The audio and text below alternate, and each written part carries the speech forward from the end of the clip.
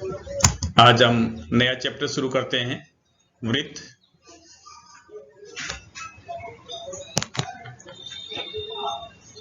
Chapter 12 circle. वृत्त और उसके भाग। एक तल पर उन सभी बिंदुओं का समूह है जो तल के एक स्थिर बिंदु से एक अचर दूरी पर हो, वृत्त कहलाता है।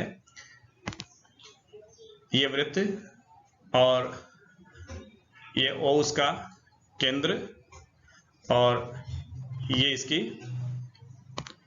त्रिज्या। हम एक ये वृत्त की परिभाषा हुई और अब हम देखते हैं वृत्त के भाग कौन कौन से होते हैं। जब हम उसको किसी तल में खींचते हैं तो एक वृत्त के क्या क्या भाग होते हैं वो देखिए। सबसे पहले आता है अभ्यंतर भाग, वृत्त के अंदर स्थित भाग।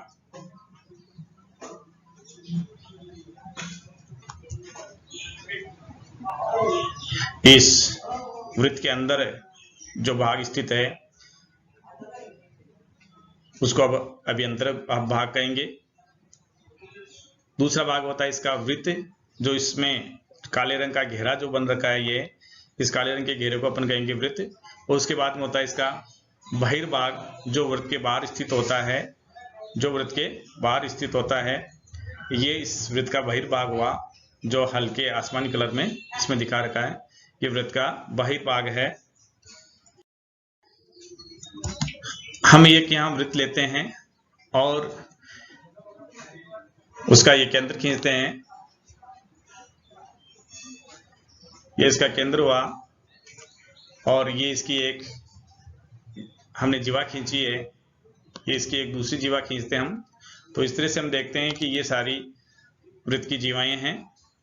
हम एक दूसरा वृत्त और बनाते हैं, ये उस वृत्त का केंद्र होगा और ये इसका एक व्यास खींच दिया, ये दूसरा व्यास, ये तीसरा व्यास और ये चौथा व्यास। तो इस तरह से हम जो वृत्त के अंदर है, वृत्त के व्यास हैं, एक वृत्त में है वो अनेक व्यास खींचे जा सकते हैं।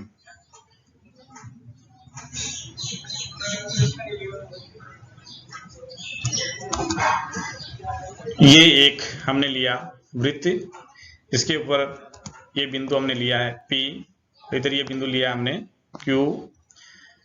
अब इस बिंदु के बीच जो ये भाग है ऊपर का, ये वाला भाग, इसके अंदर PQ, ये दीर्घ चाप कहलाएगा।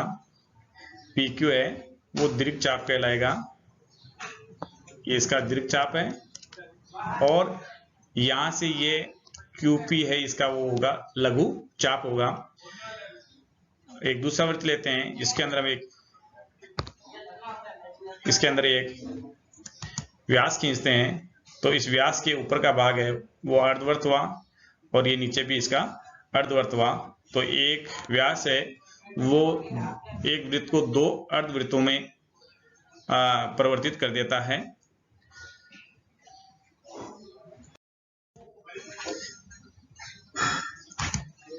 प्रश्नावली 12.1 क्वेश्चन नंबर 1, खाली स्थान भरो।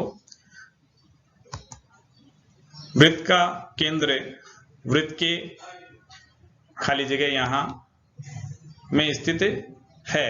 तो यहां अपने इसमें दे रखा है बहिर्भाग और अभ्यंतर भाग। तो वृत्त का केंद्र होता है वो वृत्त के अभ्यंतर भाग में स्थित होता है।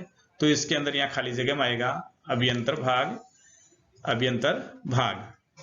इसका दूसरा देखिए,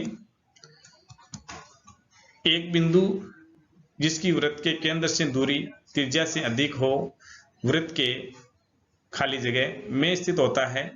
यानी अगर त्रिज्या से अधिक दूरी पर कोई बिंदु स्थित है तो वो वृत्त के बहिर्भाग में स्थित होगा। तो इसमें खाली जगह में आएगा बहिर्भाग, खाली जगह में लिखेंगे अपन बहिर्भाग इसके अंदर। और इसका तीसरा देखिए, वृत्त की सबसे बड़ी जीवा वृत्त की होती है। तो वृत्त की सबसे बड़ी जीवा है वो यहाँ इस खाली जगह में आएगा। वृत्त की सबसे बड़ी जीवा हमें पता है व्यास होती है, तो यहाँ खाली जगह में व्यास से भरा जाएगा। अब इसका चौथा देखिए, एक चाप खाली जगह होता है, एक चाप खाली जगह होता है जब उसके सिरे, व्यास के सिरे हों, तो इस स्थिति में वो होगा अर्धवृत्त। तो इसमें खाली जगह में आएगा अर्धवृत्त आएगा। इसका पांचवा देखिए, एक वृत्त जिसके तल पर